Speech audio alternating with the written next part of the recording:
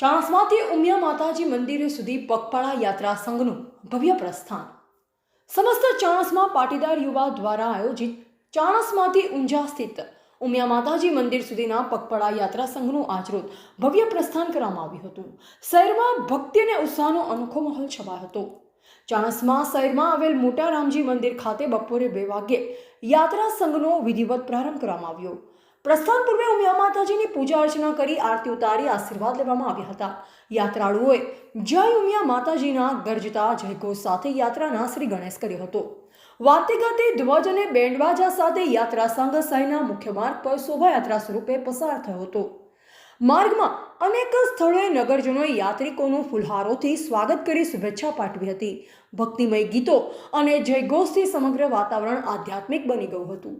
આ પ્રસંગે ચાણસ્માના નગરજનો, અબાલ વૃદ્ધ તેમજ મોટી સંખ્યામાં પાટીદાર યુવાનો ઉપસ્થિત રહી યાત્રિકોને શુભકામના પાઠવી હતી.